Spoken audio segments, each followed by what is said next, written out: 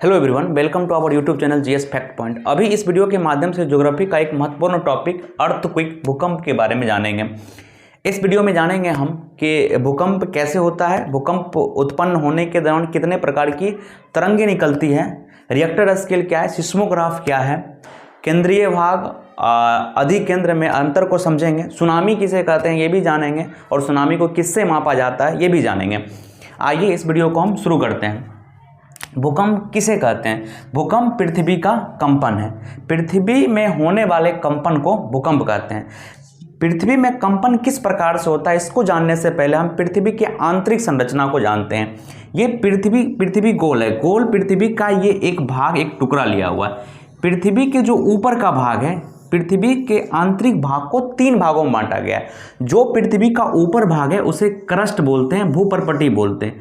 जो मध्य का भाग है उसे मेंटल बोलते हैं, यानी आवरण बोलते हैं, जो कि पृथ्वी का 83% यानी कि मेंटल 83% भाग है। पूरे पृथ्वी का लगभग 2900 किलोमीटर जो भाग है वो आवरण है, मेंटल है। और सबसे नीचे वाले भाग को कोर बोलते हैं, केंद्रीय भाग बोलते हैं। इसमें निकेल और फेरस की अधिकता होती है, यानी कि निकेल और लोहा की अधिकता होती है। जब पृथ्वी बनने की प्रक्रिया चल रही थी तो सबसे जो भारी पदार्थ था वह पृथ्वी के नीचे गया। तो पृथ्वी के कितने भाग हैं? पृथ्वी के 3 भाग हैं, भूपर्पटी, क्रस्ट, मेंटल आवरण और केंद्रीय भाग कोर है। ये जो पृथ्वी का भाग है ये प्लेट, टेक्टोनिक प्लेट पे है। जैसे कि 7 महाद्वीप हैं तो 7 बड़े बड़े प्लेट हैं, जो छोटे महाद्वीप हैं वो भी प्लेट पर अवस्थित हैं। उन्हीं प्लेटों में खिसकाव के कारण, टकराव के कारण क्या होता है कि पृथ्वी में कंपन उत्पन्न होता है, जिसे हम भूकंप कहते हैं। यह एक प्राकृतिक घटना है, यानी प्रकृति के द्वारा यह होता है, मानव निर्मित नहीं है।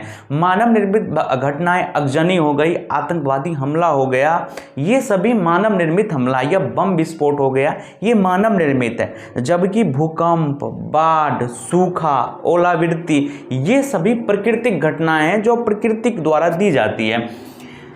भूकंप में एक उद्गम केंद्र होता है, जहां से भूकंप की उत्पत्ति होती है उसे उद्गम केंद्र कहते हैं।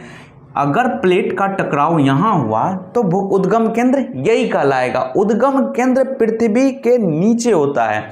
जबकि भूकंप सबसे पहली बार जहां महसूस किया जाता है उसको अधिकेंद्र बोलते हैं, यानी पृथ्वी का वह भूभाग जहां पर पहली बार भूकंप महसूस किया गया हो उसको अधिकेंद्र बोलते हैं। और जब भूकंप जहां से उत्पत्ति होती है उसको उद्गम केंद्र बोलते हैं। इसको फोकस भी बोलते हैं, उसको एपिसेंटर भी बोलते हैं, अधिकेंद्र।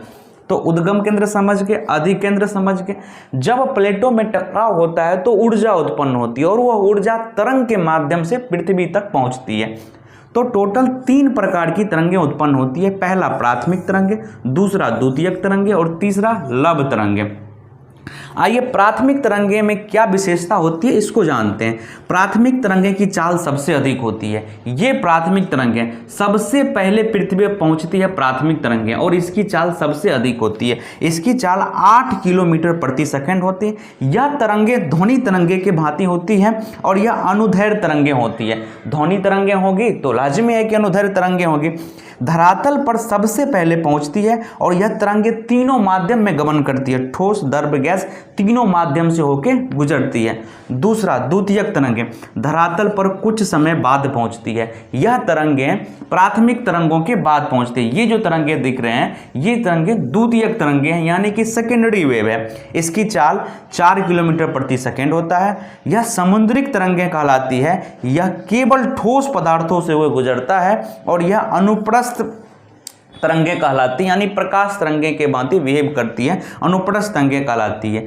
तीसरा लव तरंगे। लव तरंग की खोज HD लव नामक व्यक्ति ने किया था। यह सतही तरंगे या धरातलीय तरंगे इसको कहते हैं, क्योंकि सतह पर, धरातल पर ज़्यादा तबाही मचाने का काम यही लव तरंगे करता है। सबसे ज़्यादा विनाशकारी है, लव तरंगे सबसे ज़्यादा विनाशकारी है। इसकी चाल 1.5 से 3 किलोमीटर प्रति घंटा है। चाल कम है पर सबसे ज़्यादा विनाशकारी है। इसे रेड लाइट वेव भी कहा जाता है और इसका विगमन तीनों माध्यम, ठोस, द्रव, गैस, तीनों माध्यम में लव तरंगे गुजरती हैं।